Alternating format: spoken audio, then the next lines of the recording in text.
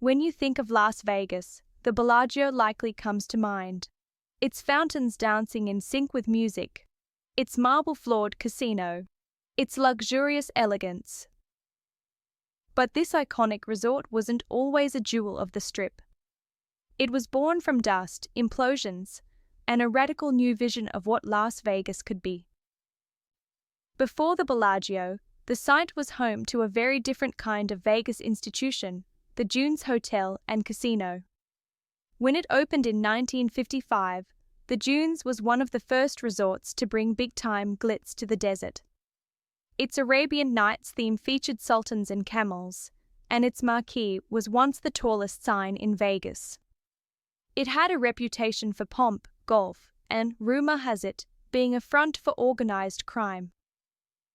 But by the late 1980s, the Dunes had become outdated and by the early 90s, unprofitable.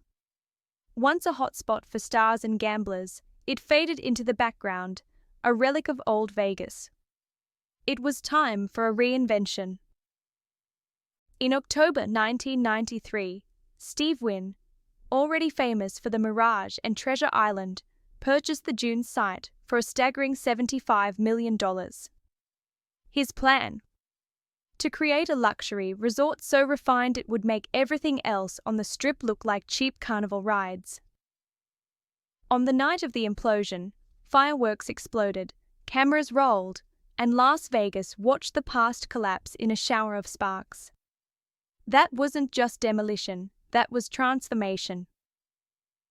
Steve Wynn initially envisioned a resort unlike any other on the Strip.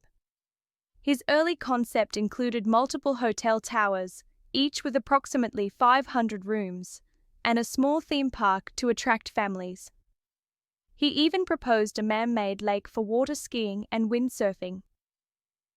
By October 1994, Mirage Resorts announced plans to build a French-themed resort called Beau Rivage on the land, at a cost of $700 million to $900 million. The design included a 50-acre lake with guests entering by footbridges. But county officials weren't sold on the water park, and Wynn, ever the visionary, began looking elsewhere for inspiration. That spark came during a trip to Lake Como in Italy, where he fell in love with the village of Bellagio, a town that exuded class, calm, and timeless beauty. That became his new North Star.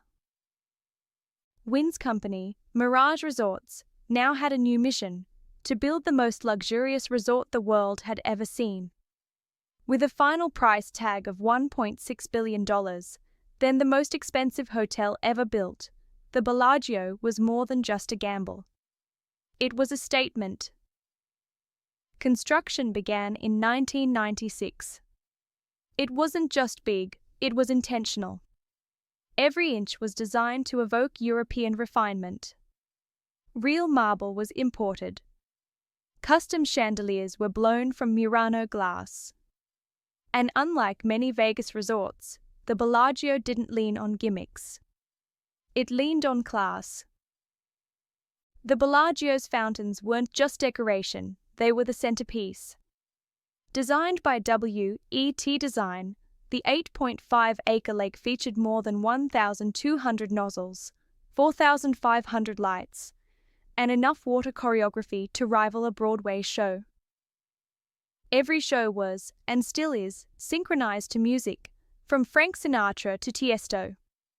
It's estimated the fountains use 22 million gallons of water, recycled from the lake. And they operate nearly every half hour, drawing crowds all day and night.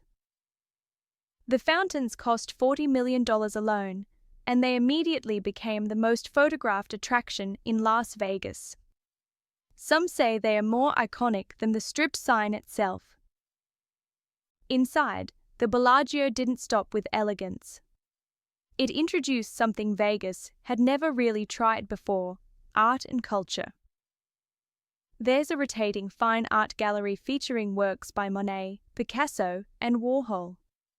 The Bellagio Conservatory and Botanical Gardens, which changes themes seasonally, showcases floral displays more suited to a Parisian palace than a casino floor. Even the check-in desk was designed to resemble a European courtyard. It wasn't just luxury. It was intentional storytelling. The casino was quiet, upscale, and meticulously designed. The Bellagio's opening redefined what Vegas could be, not just a place to gamble, but a destination for taste and sophistication. The Bellagio soon became a star in its own right.